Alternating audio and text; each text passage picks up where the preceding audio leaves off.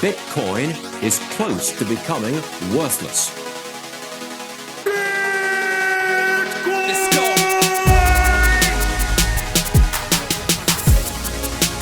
Now, what's the Bitcoin? Bitcoin's like rat poison. Yeah. Oh, The greatest scam in history. let's get it. Bitcoin will go to fucking zero. Yeah.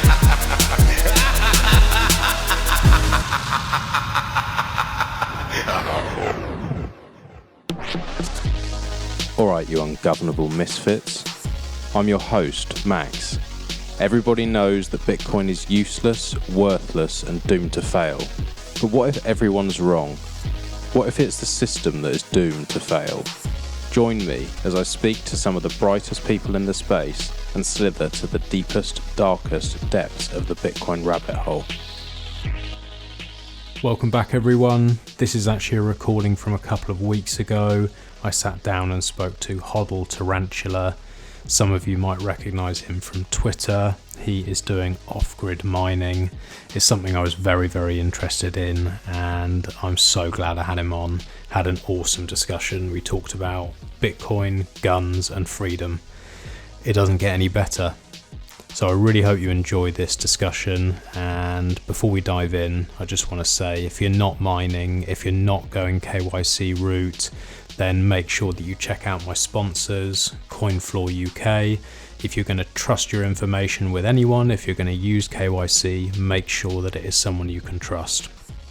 Use the link in the show notes for a discount on the DCA service. Enjoy the conversation.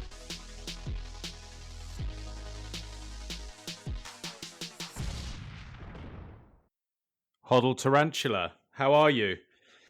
I'm doing well. How are you today? Yeah, really good, thank you. Really good. Been looking forward to this conversation for some time, actually. I've been stalking your Twitter and thinking, fucking hell, what's this tarantula doing? He's got all sorts going on. He's mining all over the place and all these different locations, and it looks fascinating. So I'm really looking forward to digging in and finding out a little bit more. But like I said to you off air, there's no video. This is we're very privacy focused on this podcast, so I will try not to dox you. You tell me what you want to tell me, and leave out what you don't. But yeah, it looks interesting. Respect. Yeah, because I run a online retail shop and am doing multiple other startups and business ventures. I like to keep my face kind of off the screen, if you know what I mean. Yeah, that's smart. So, where do you want to start? Well, yeah, I mean, I'd like to dive in and start with why mining, because this podcast, I've never really gone too heavily deep into the mining side. It's something that fascinates me. It's something I've tried myself and fucked up royally, and just something that I think is so important and very much misunderstood by a lot of people. So many people will just say, oh, just don't even bother with it. Like, honestly, just buy. It's not worth the hassle. Just don't even think about it. But for me, like, what really I find fascinating about it is that you can get these no KYC Bitcoins and you are basically dollar cost averaging all the time that you're mining, which seems fantastic, but I don't really understand much past that. So it'd be cool to know what led you to want to start mining, and how did you find Bitcoin in the first place? Well, I guess we'll start with what led me to Bitcoin in the first place. That was the allure of the get rich quick shitcoin, actually, because I had actually known about file sharing, decentralized, and everything like that through music at Pirates Bay and other stuff like that. But I never really looked into Bitcoin back in 2009 or even into 12, or even as far as... Can't hear you. Hey, I've got you back again. Oh, there you go. What happened there? Was it the internet cut out? It's very possible because I live remotely. Like, literally, where I live is is far away. It's Okay. yeah. I like to be able to do whatever I want whenever I want, and in regards to like walking out my front door and just shoot my gun if I need to or whatever. So that's kind of where I'm at. Sometimes my internet does cut out. That's cool. Well, I lost you. Where did you lose me at? Apologies for that. That's all right. It's okay. I lost you around. You were just saying how you'd found Bitcoin, and you hadn't found it right at the beginning, and then you cut out. So I didn't get that far in. Oh, okay. Understand. Sorry for the long gap there in the recording. That's and okay. in the podcast. The the so the introduction was where I cut out then, right? Yes. Yeah. That was through YouTube shitcoinery. Did you get that part? Yeah. I got the shitcoinery bit. Yeah, and then I found through that the common denominator that everybody was asking for was Bitcoin, and I see like, okay, well, if that's the only thing these people are asking for, they don't want my checking account number, they don't want my debit card number, they don't want me to mail them gold in exchange for a receiving address or a key set. It's Bitcoin, that's it. And so I saw that, and to me that, something to that, right? So I went further and I found out what is Bitcoin originally and read the white paper, and then after that I was hooked. I was done because I've dealt with PayPal. I've lived in other parts of the world. I've stayed in other countries, and I've dealt with financial institutions telling me where I can use my money and that I can't use my money, and it's like I'm just trying to buy food, and they're putting the brakes on me, and it's ridiculous. And they just feel like they're gods with all the power, with their abilities to control my money, when they're actually breaking all the rules and experiencing billions of fines themselves.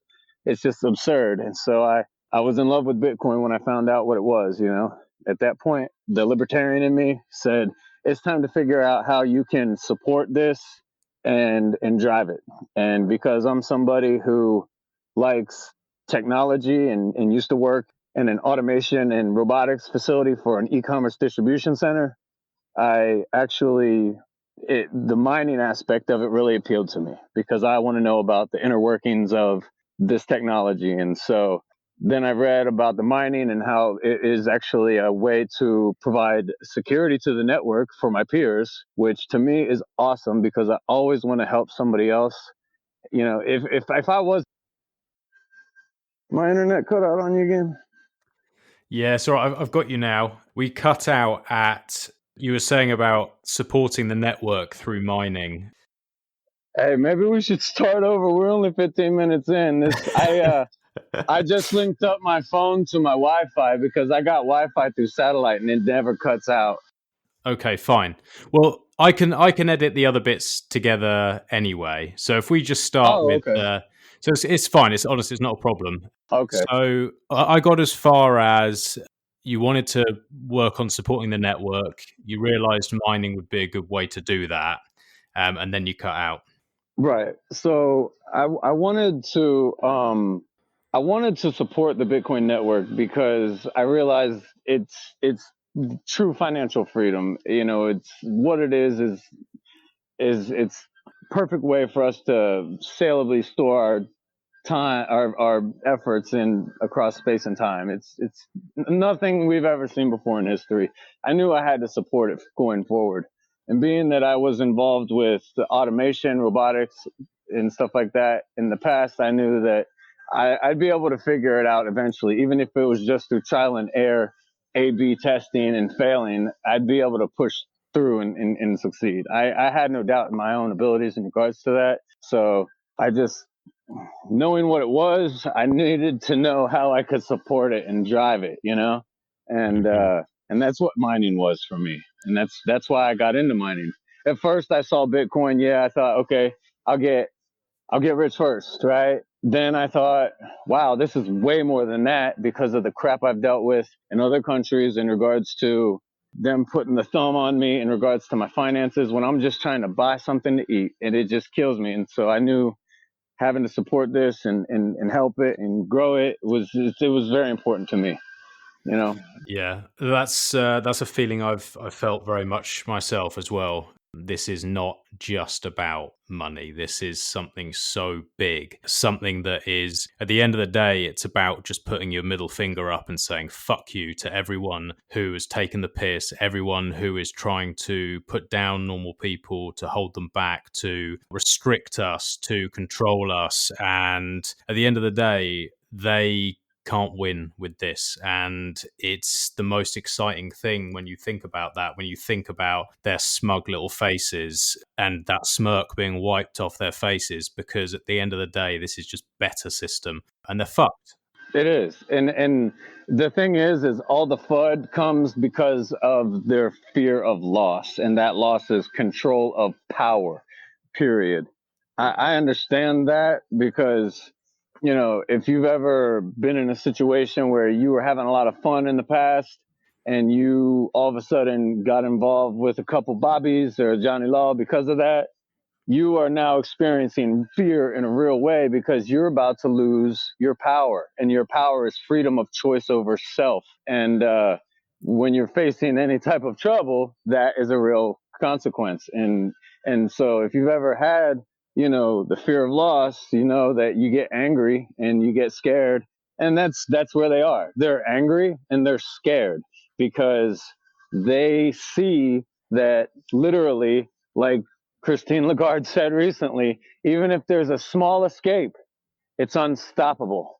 They literally have to destroy every single node down to the very last one and then pray that nobody reinitialized core across the globe somewhere else and just hit the right ports on, you know, because then it's over again. They just lost again. It's they got to restart the battle again, and it just, what it will do is it'll make Bitcoin stronger. You know, because that's what exactly will happen. It's been over a decade now, and it's happened countless times. There's no reason that it won't happen again. And if anybody tries to bring the FUD about the internet, we got Blockstream. If anybody wants to, you know, we got the Blockstream satellite. If they want to bring the FUD about they'll shut down the power systems. Well, sorry, we mine now Bitcoin off grid through natural gas and utilize satellite relays. So we don't actually need them. If they want to try and mess up the pools, we've done solo mining before. We don't need a pool. So it's like, game over, guys. You better join or fall. That's it, you know.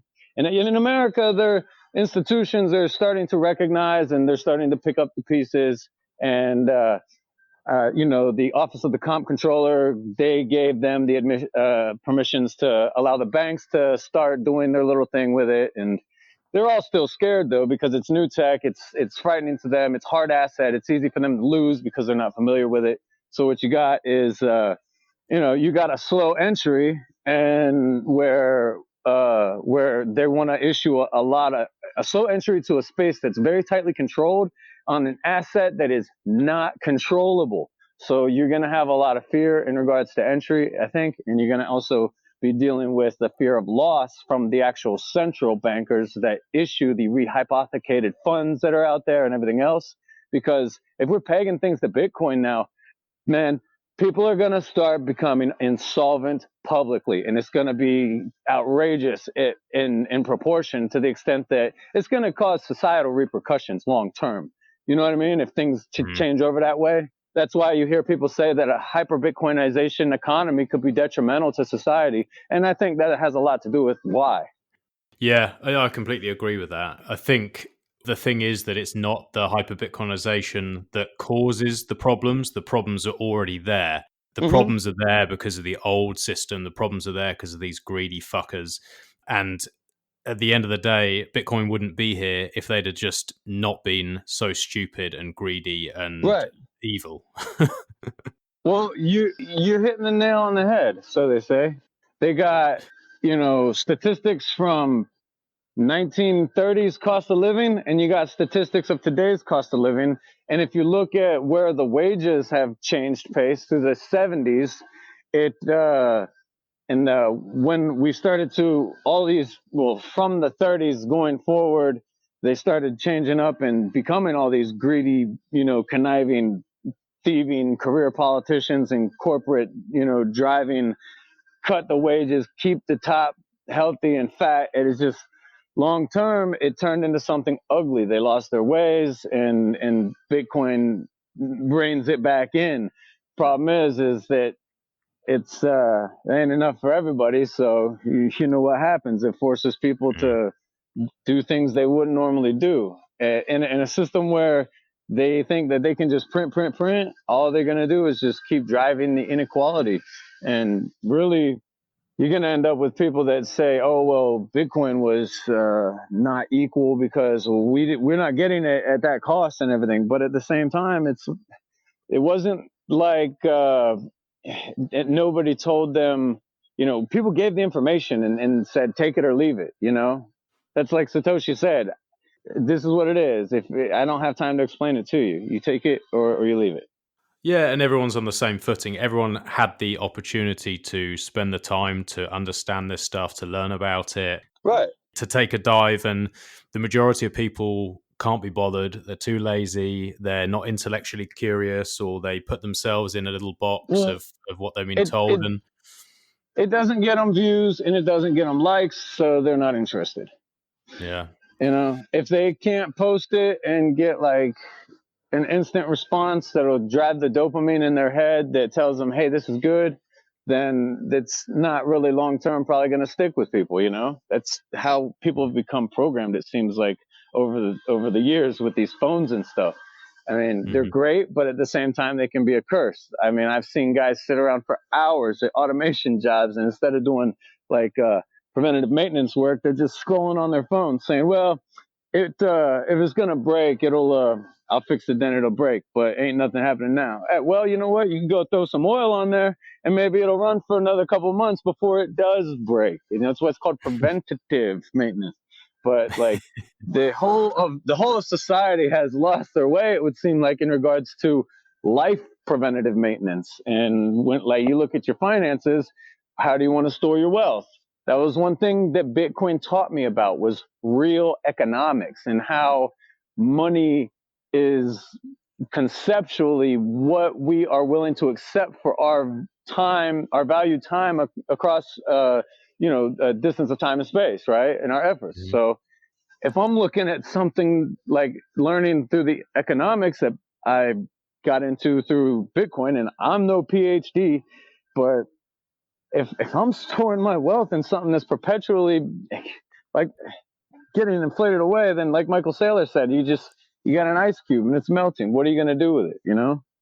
Throw it out the window, get rid of it, get something hard, Trade it for something that stores your time. And yeah, like you said, that's the most important thing. The most scarce asset really is our time and our energy. And when we're working harder and harder as the years go on, and we're getting less and less for our time, and the price of property's going up, the price of food's going up, the price of education's going up, and you can't store your value because everything's being inflated away. When you realize that, or for me anyway, like when it clicked, when I understood really the financial side of Bitcoin, I was angry because we know that they're fucking us. We know that, but when you really know, when you know how, that's when, this is why I do the podcast. This is why I love speaking to people like you, people who are just saying, you know what, fuck this. This is the new system. Yeah, finished. No more. And build something new. And that's why, like, I was scrolling through your tweets the other day, and I saw a picture. You had your Polaris quad, and you got all your ant miners in there and your shed, and I'm just like, yes, this is what it's about, is actually building something and having that off-grid life and not being controlled, and just living, spending your time that we've got, which is limited, in the way you want, and not have some fucking dickhead in a suit telling you what you can and can't do and can and can't say. And it's exciting. Like this whole movement gets me very, very excited about the future and what's to come. It's really fucking exciting. Oh man, it gets me amped up, dude. I want to go out and I'll be just going outside and Yosemite Sam, pow, pow, pow. I mean, I started talking about that Bitcoin, man. It's get out, man, get out the way, because you never know what's gonna happen. You just come outside and blow off, man. Shoot. Woo! just like that. Was that the gun cracking off? Oh yeah, man. I like it. That's how we do If I did that where I am in England, I'd have a police car here in about 1 minute. it. Well, fortunately, we got the 2A, and we're far away. We're out in free man's land still, so we get talking about Bitcoin and get excited. You know, like I said, watch out. I like it. No, it's important, and it changes. Like it changes your view. I think the more you learn about Bitcoin, the more lessons it teaches you. It's changed my perspective on many things. It's completely changed the way I look at the world, and it's sort of like it lifts the curtain. It allows you to see how things really are. And what's interesting is it's doing the same thing to thousands of us at the same time, and all those people seem to be all meeting on Twitter. We all seem to have a similar view. We're all wanting to build stuff and collaborate and change things, and that's cool because it makes you feel less lonely. It makes you feel like you're not the only one who wants the change. You're not the only one who's fed up, and it's nice to have a little bit of a community, a little bit of a group who just say no. You know this what? is enough. You know what we call that here in the stateside on the other side of the pond? We call that therapy. Therapy. When you got a group of people all together that are talking about a thing. But no, it is cathartic sometimes when you're going through the roller coaster of a bear market, and you know, you dealing with all the FUD and everything, and then you see some hardcore maximalists on Twitter come through and blow it all out of the water. You know that's cathartic, and it's like therapy for the newbies and like the plebes out there who's their first run on it, you know? Yeah, that bear market feeling. Did you like again? I'm trying not to dox you at all, but did you come in a bull run or did you come in a bear market? Like, what's your main experience been like? Did you have times where you're waking up being questioning yourself? Well, actually, because I understood the file sharing and everything, once I read the white paper, there was no questioning, you know, whether or not it was going to succeed, like whether or not it was going to remain a viable option. Like I knew it wasn't going away, right? Just how it could be taxed, always fresh, like kept my eyes, you know, glued to the screen, like trying to keep up with stuff like that. Or instances where I'm just trying to project my own personal finances long term, and then you never know when things are looking bearish. I know it's not going to zero is just something I knew because I understand how a decentralized noded network operates. I know that, you know, maybe it'll go to under pennies, but back under, like, 50 years from now, if something horrible happened, but I knew that it wouldn't go to zero. And then, you know, what it's capable of and what it actually is, the merit that it holds is, I knew that, well, it's just going to be a bumpy ride.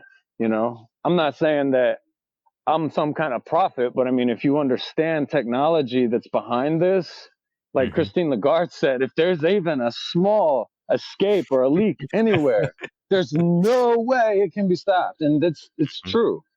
You know, the only reason that other decentralized file sharing opportunities in the past have fallen is because the individuals who were behind them were known, right? If you look in history, you see that they were able to traverse the code and find out the origins and get the people involved and pretty much shut it down. This is way beyond that. Way beyond that. There's no point to apply that pressure to.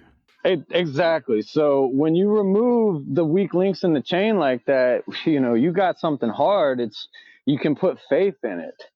And if you understand the technology underlying Bitcoin fully, you can put faith in that it's going to keep going. Doesn't necessarily mean it's always going to be 30,000, 40,000, 3,000, 10,000. I mean, you never know. I mean, something horrible could happen. Everybody needs funds for something. Maybe it goes back down to 3 cents. Probably never will. But the thing is I highly doubt it'll ever go to zero. So, I mean, it was hard to hold through some markets, bear turns, but it long-term conviction and faith and just listening to, other people who had been in the game since 2010, 11, 12, just reaffirmed my own personal convictions and just helped me through the bear markets and stuff. Because like you asked, when did I come in?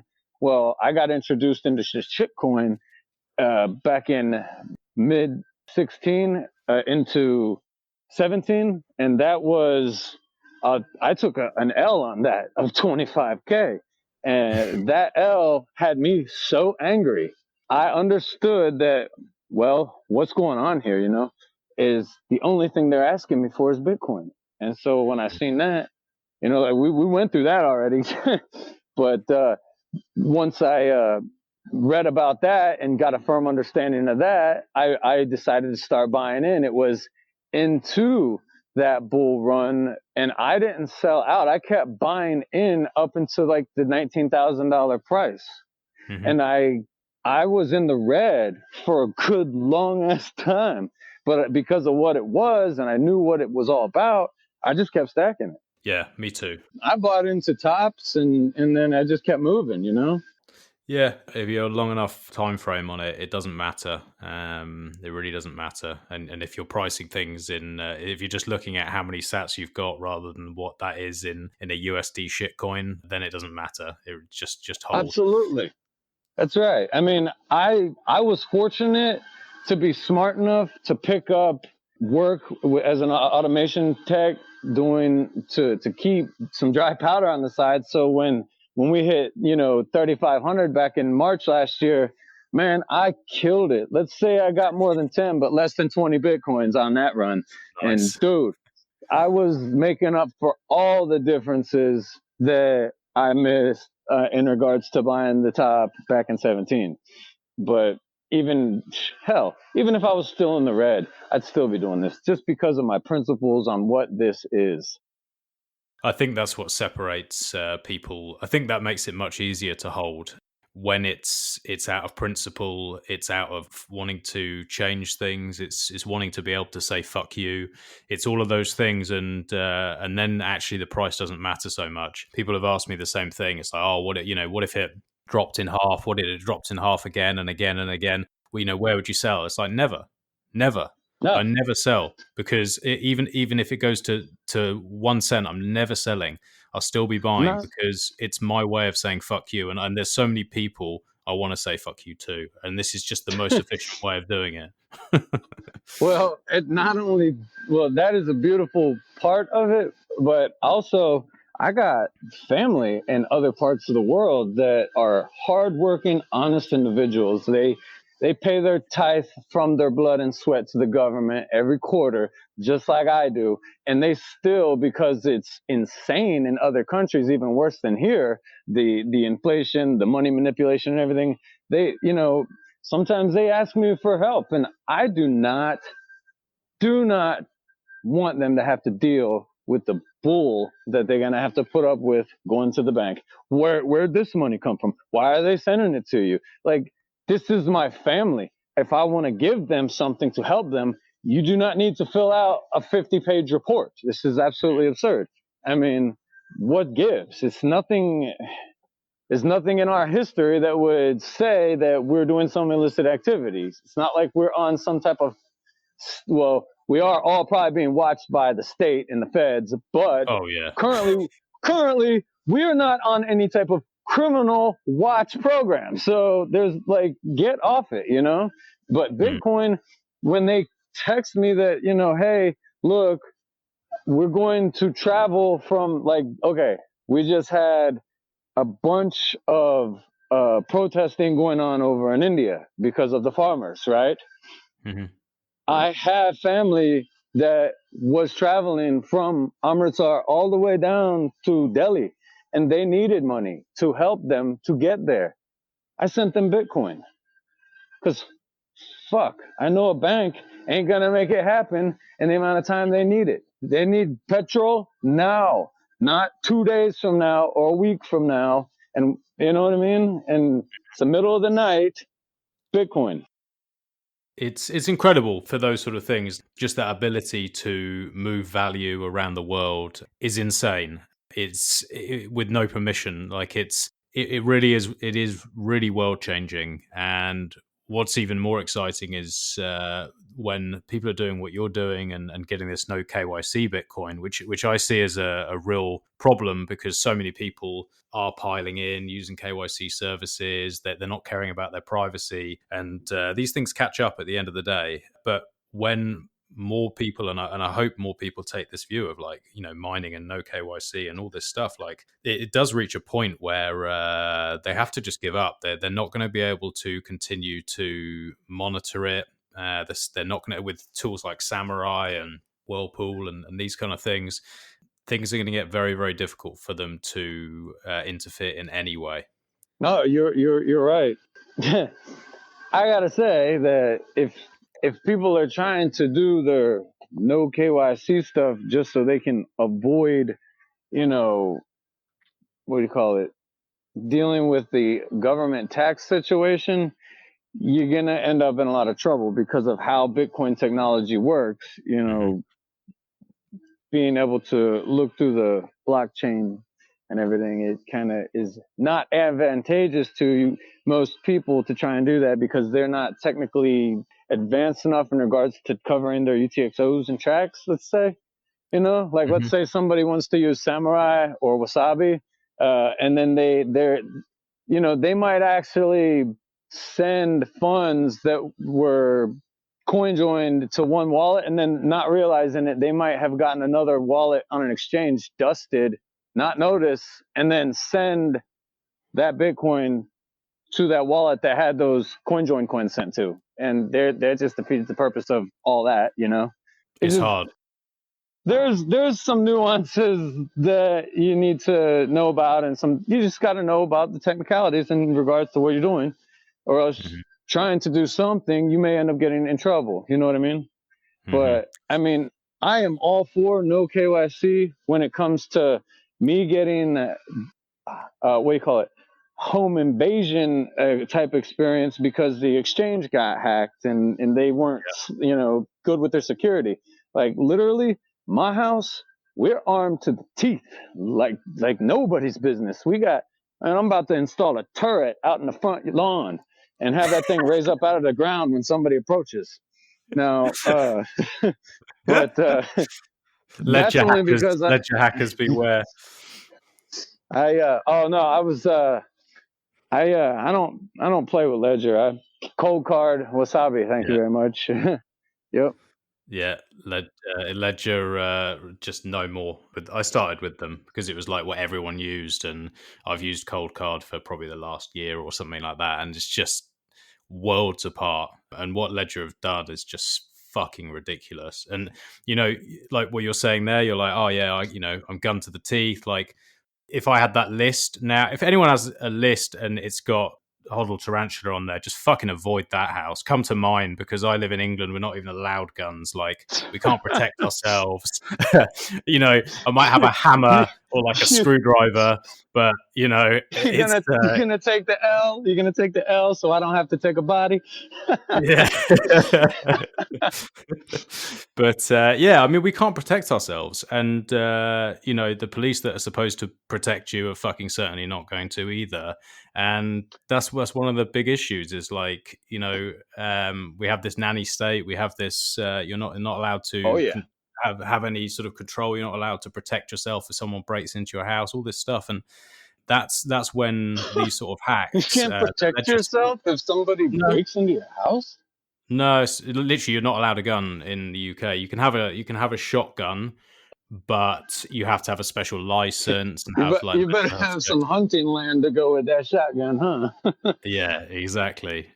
So it's not great. Like, and the general view of England is like everyone just watches the BBC. Everyone just believes whatever's on the news. So their view is no, like, I understand that. I have an uncle who is a professor over there. I don't actually. I think he's retired now.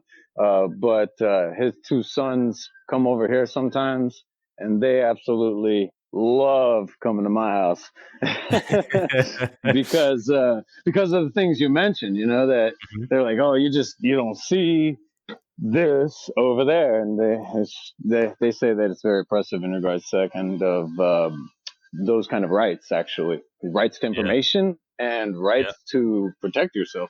Mm-hmm. Yeah, it's important, and that's why I like this whole citadel theory stuff, and like trying to have this regulatory arbitrage, and giving it some swing soon, that people will start moving, because once you've had a taste of that sovereignty, you want to go the full hog, really. That's real. That is real. Once I figured out what Bitcoin was and what it meant in mid 2017, I could not get into it fast enough. I mean, I wasn't able to get into it until almost, it was like, December. Into December. It was horrible because I kept getting cut off by my banks. Every time I'd go to send a couple grand out, they'd stop the transaction, and I'd be waiting for days and days. Like a week would go by because it's 7 days, anything over like 5-10 grand. So I would go days and waiting to see what's going on with this money. And then all of a sudden, a week later, it would show back up in my account because the bank canceled the transaction. They waited for it to go out 4 or 5 days. Then they decided that, no, we don't trust those people who you're trying to do business with. So we're going to bring that money back. But we're going to make you wait 4 days before we actually put it back into your account. So a total of like 8 to 10 days has gone by now. And I still haven't been able to buy my Bitcoin.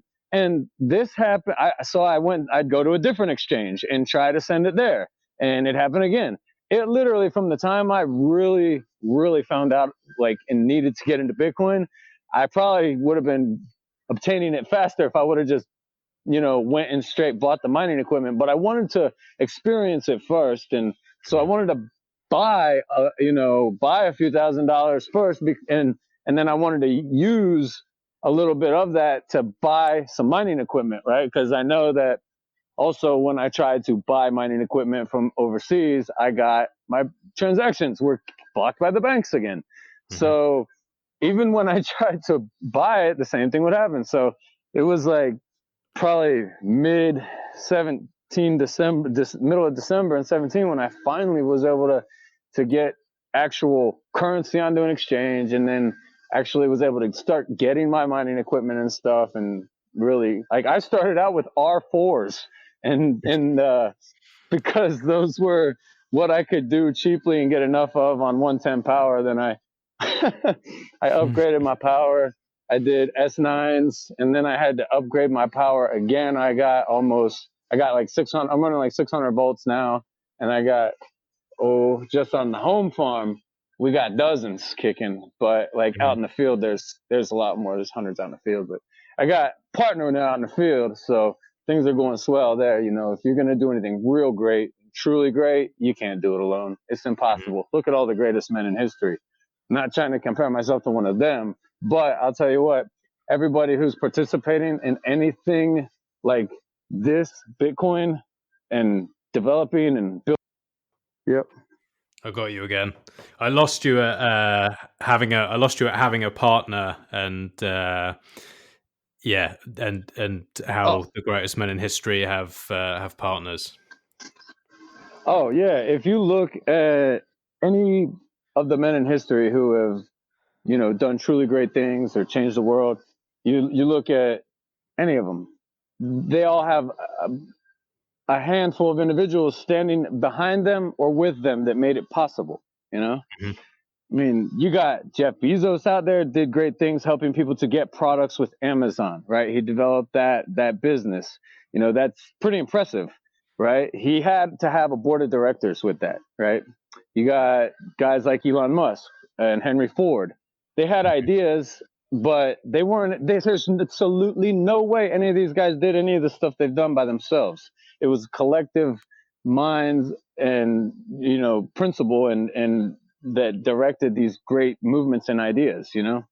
And just like Bitcoin, if you're involved with developing or building and, you know, pushing forward this thing, then in my opinion, you're standing on the shoulders of giants with, you know, on par with the minds and of the men that had the ideas to keep going with the things we had mentioned before, you know, like the electric Yeah. cars and everything else. Yeah, you can't do it alone. Or you can't do it as well alone. It's always good to have a group or collective of people working together, and we all have different skills and knowledge, and stronger together generally. I mean, granted, yeah, I started doing mining solo kind of at my own, but before I was able to grow and like really get multiple petahashes under my belt, I needed, you know, better resources and, you know, additional manpower because it's a multifaceted operation. So it's not just plugging in a miner and then programming the miner and then you're off to the races.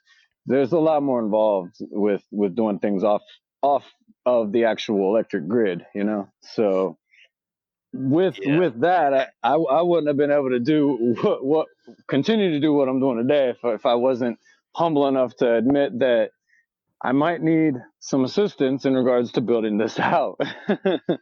Because if I tried to go it alone, I probably wouldn't be standing here today. So that was another great thing. That is a great thing that Bitcoin taught me. It taught me to be more humble and to have a little more humility and to say, hey, I'm trying to do this and I'm having a hard time. Can you give me a hand? That is difficult for people to do sometimes, you know? And when you are like, if you know how like the Bitcoin maximalist mentality is, we like to do things and we like to do things on our own and we don't like to be told how to do them. We just want them to be done very damn efficiently and with a lot of quality, you know what I mean? And so for an individual like that who likes to be knowledgeable, sometimes it can be hard to admit that you need help with something, you know? Yeah. Oh, definitely. Bitcoin brings that out in me, you know, more than other things in life have, I can admit. It teaches us a lot of life lessons for sure. And so this mining now that you're doing, you know, obviously you said you were using the S9s, and it looks like from maybe the boxes there may be S17s now. Is this all stuff that you're running off natural gas, or are you using solar or wind, or like what's the method here, or a mixture?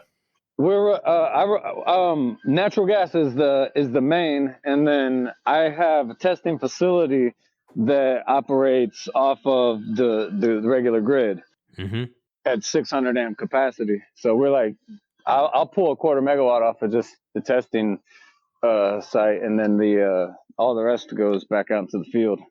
So with the natural gas stuff, you have just like massive generators, do you? You have a load of generators that burn off this natural gas and convert that to electricity, and then you run the miners off that. That's affirmative. It's very cool. It's such an interesting sort of section of Bitcoin that I don't understand that well, but like I had Marty on a few weeks ago.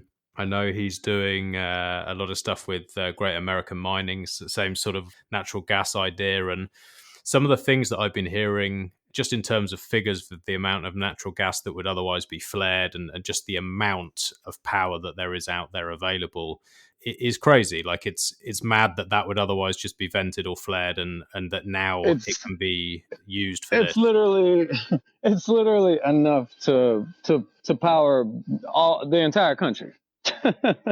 It's insane. I mean, it's insane. You could power all of Norway off the amount of gas flared out there, probably. But what those guys are doing with the flared gas is absolutely amazing. Marty, shout out, and Great American Mining. Those guys, they're always putting in hard work, and we definitely appreciate what they do for the network. The avenue that I go down and that my partner and I go down, that we do a orphaned well acquisition or abandoned wells. So like these wells will be sitting too far away to be able to do anything. Like they can't run a pipeline. It costs too much money to get it to the grid, to get the gas to market. So it ends up getting abandoned. And an abandoned well will leak out fugitive emissions like gas into the atmosphere through crevices and cracks and stuff like that. Abandoned wells are notorious things for that.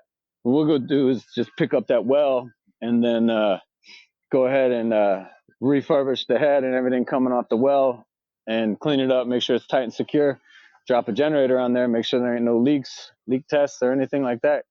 And we'll fire up. So we don't actually use flared gas in our operation. We're utilizing gas, because flared gas, I guess, if they weren't making money off the oil, don't quote me on this. I'm not 100% because I don't operate with flared gas, but I understand it is wasted because they need to burn off in order to fulfill contracts. And then also because they need to operate that well. And then at the same time, they're not able to pull into market because of other production that's going on site in regards to maybe oil production, other fluid production and stuff like that. But don't quote me on that. So, but they're able to take and pick up that wasted gas, I think, off instead of pulling it through the LPs or the mid partnerships. Now, what we'll actually do is we'll go in and we'll pick up a well that's, say, abandoned because the production went down to less than what they're willing to take from the pipeline, or capacity wise, or else it's just been abandoned because it's too far away for the infrastructure to approach to get it to be profitable. And in that case, those wells could just be venting gas into the atmosphere if they're not plugged. And if they're plugged, well, all the owners, they lose their assets. Pretty much it's just a total loss for everybody. So we like to help them by picking up that well and then going further and operating on it, and in a sense that we can produce and pay them the royalty, whereas otherwise it'd just be sitting there doing nothing. It's really interesting. And so is that something that at this stage you're still having to be proactive to go and find people, or are people now starting to approach you and say, look, we've got this place, would it be something you're interested in? Is word getting around that this is possible and that you guys can do it? Or is it literally a constant hunt of like, where can we find somewhere that's going to work and fits your needs? Well, I personally have not experienced any type of influx of DMs or phone calls asking me to, quote them or anything. My partners are we have the makings of a marketing team going on where we're going to work on developing a system that we can install and do, for people as a service, but, not as of yet. The people are still, there's still less than 1% global penetration on Bitcoin out there, it seems like, in regards to what we're actually doing. Very few people are really in the know, it seems like. I mean, it seems like there's sprinklings of information out there, but unless they're looking for it, it's not in their face, so they're not really flocking to the party, so to speak,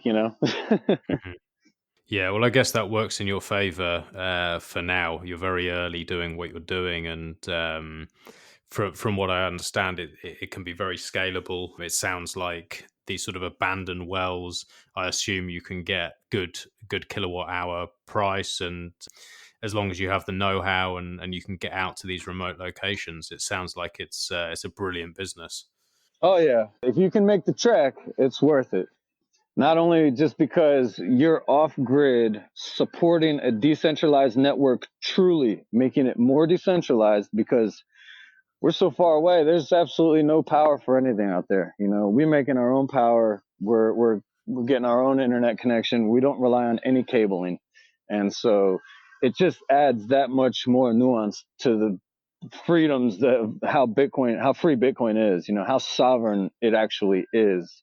Now it's totally off grid with satellite and with this type of mining that has been procured over the last, I don't know, I'll say half a decade.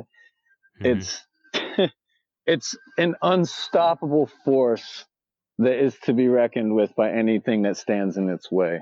I think that it would be very foolish for any large financial entity or behemoth out there to think that they could put the brakes on something like this if you look at how it's actually being done now.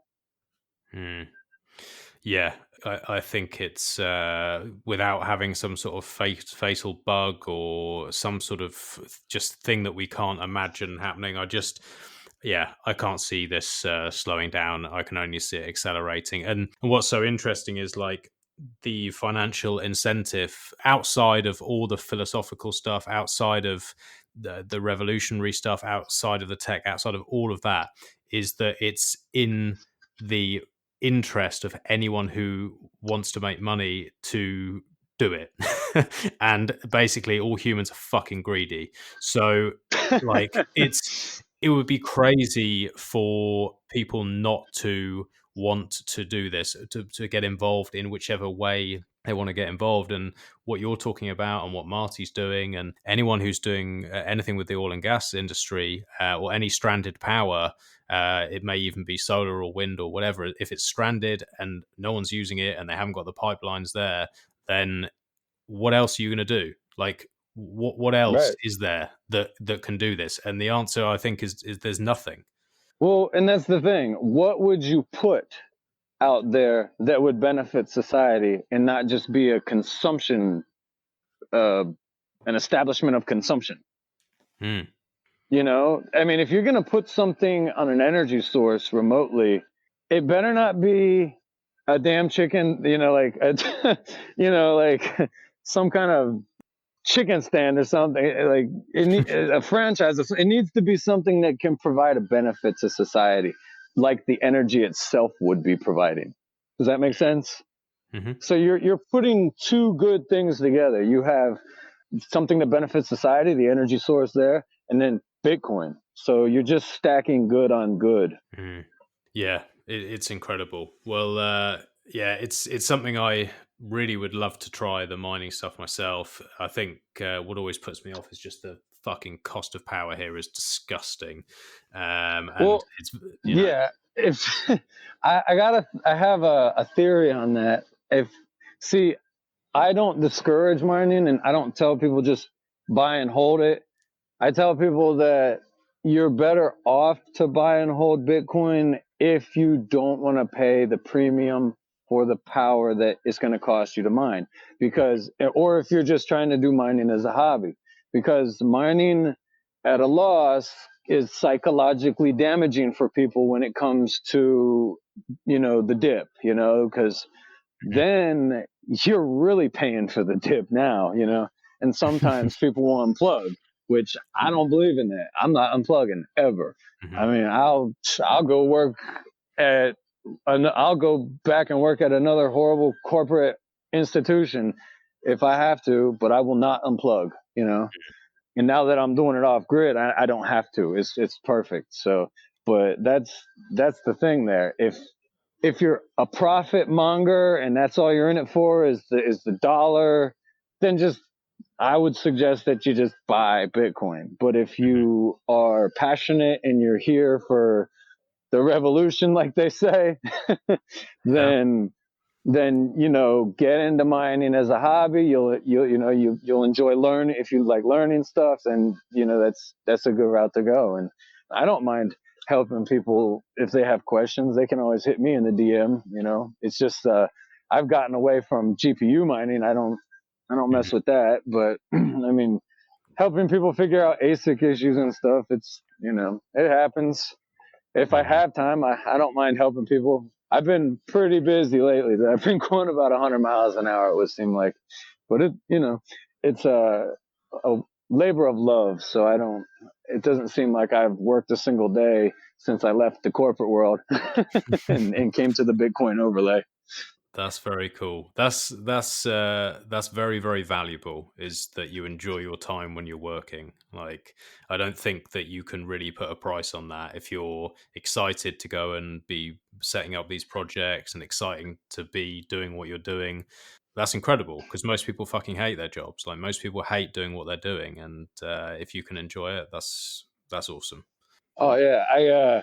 I used to wake up early I mean, before I'd have to, even be awake and to get ready for going to work and the regular 9 to 5. And now, I used to just sit and I'd be like looking at my phone. It was almost like cancer, It was horrible. It was just depressing. I would just sit there and do nothing, knowing I got to go do this noise, and they're not going to compensate me anymore for doing any more. It's just going to be do this until you're 80 if we don't increase inflation past 30% over the next 2 decades. And then you'll do it till you're 100. And then, or maybe not retire at all. Some people die at work because they're not able to find a way to store their value over time. And this is what Bitcoin fixes, but now when I wake up in the morning, if I go to sleep at 9:30 because I'm tired, I had a long day, I might wake up at 3 a.m. I'm going. I'm out. I'm in the garage. I'm fixing miners. I'm checking the pools. I'm hitting the guns. I'm loading up the ammo. I'm getting in the truck. I'm going, and I'm getting on the highway. I'm going to check my mines. That's hit the farms, and then it don't matter what time it is because I know that I'm going to get out of this what I put into it. And I always put in over 100%. So it's just money when I'm done. And you spend a lot of time on the road, like going in between all these offsite grids. It must mean a lot of traveling, I'd imagine. I've let's see, last week I logged 1,100 miles, and let's see, it's 160. I logged about 1,100 miles the week before last, and then last week was probably around 700 miles. And see, I'll travel to remote places, and there might be 4 different sites all in one area. You know what I mean? But that area might be 2 hours or 3 hours, or like it could be 2 hours or an hour and a half away, or even up to 3 hours from where I actually operate out of my home operation. Where I do testing and everything else. A lot of time on the road. And what do you do in those hours? Do you listen to a lot of podcasts when you're driving, or what's your... I do. I listen to a lot of Adam Meister, Bitcoin Meister. I listen to a lot of Tales from the Crypt with Marty Bent and Matt Odell. I listen to a lot of Preston Fish. I Stefan? get Stefan Livera. I listen to a lot of Brecky. I got man, the list is so long. I even like to listen to good old Mr. Peter McCormack out there in Manchester or Bedford or wherever he's at. Bedford. I'll get it right Bedford. For him, so he don't get his knickers in a twist. So we say. He's a good guy at heart, I think. He loves talking about helping his mom and stuff. But man, he feigns dumb on some things sometimes for his audience, I think. And it kills me. It just kills me. So, but hey, shout out to him too. Everybody is a plebe in this world, and in my opinion, we're all equal. Nobody. Michael Saylor stands on the same, stage that all of us stand on, the Gemini twins, them weirdos involved in their shitcoinery, as they embrace Bitcoin. Initially, they're still equal. Everybody who's a Bitcoin holder is, we're all equal, in my opinion, Absolutely. I love it. Well, listen, I don't want to take your whole day because I know you got some mining to do. You got to support the network and do your thing. But it's been really cool speaking to you. It's been really nice to find out what you're doing, and I'm very envious of your freedoms. And I'm going to keep stacking so I can have them myself one day. Oh, you just took the words right out of my mouth. I was going to say you keep stacking sats, and the freedom will be yours. That's it. It's one of the beautiful things that it provides. All I can say is just got to give. I lost you there. You just said keep stacking sats. Yeah. I was gonna say, just keep stacking sats, and the freedom will come, because that's what Bitcoin does. It might take a little bit of time, but Bitcoin breeds a low time preference type lifestyle. So you should already be on board for a little bit of patience anyways, right? Exactly. Yeah, exactly. I will do. I will never stop sacking, and you never turn off those miners. And between all of us, we're going to change this world. So yeah, thanks again, mate. Thanks for coming on. Thanks for doing what you're doing and supporting the network. And if you ever find yourself in England or I find myself in the States anywhere near you, it'd be cool to grab a drink. Absolutely. No problem. Be my pleasure. Cool. All right. Enjoy the rest of your day, and we'll catch up soon. Absolutely. Hey, and sorry to the plebes for not for cutting in and out on the internet there. We gotta stay out in free man's land. So, you know. Just And on your side, do you mind doing me a favor just in case we lose the connection and save your side of the audio just in case it gets lost with the connection? sure, man. Yeah. Will it just auto save? Yeah, I'll stop the recording now and then we'll hold on for 1 sec. Just hold on. All right then.